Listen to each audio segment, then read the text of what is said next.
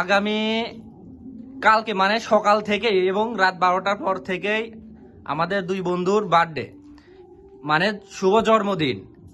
আমরা বন্ধুদের কাছে একটা আবদার করেছি যে আমাদের দুইটা বন্ধুর নাম মেহেরিন জুয়েলার্স, সামাউন স্বর্ণকার আর একটা শামসুল শেখ, আমাদের বন্ধু দুইজন 500 করে টাকা দিবে, 1000 টাকা হবে আমাদের।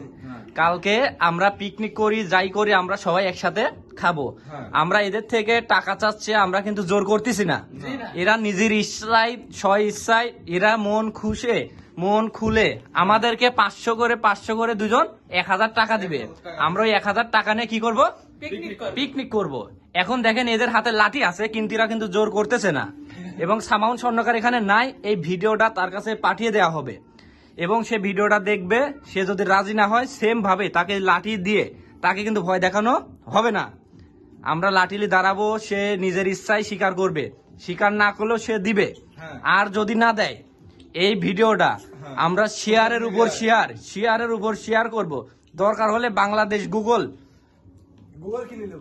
কিনিলে গুগলে পোস্ট করব, আমরা ফেসবুকে পোস্ট করবো। আচ্ছা, যাই হোক, এখন 500 টাকা ধরেছি, আপনি কি টাকা দিতে রাজি বন্ধু? আচ্ছা, আমার দায়িত্ব, আমি ক্যামেরার সামনে দিয়ে দিলাম। কত টাকা? 500 টাকা। 500 টাকা। তোমাকে জোর করা হচ্ছে? জোর অবশ্যই, লাঠি আছে। না, তোমাকে জোর করা হচ্ছে। আচ্ছা, লাঠি থাকা মানে জোর। আচ্ছা, তোমাকে জোর করা হচ্ছে না। আচ্ছা, যাই হোক, আচ্ছা, লাঠি ফেলাই দিয়েছে, তোমাকে জোর করা হচ্ছে না।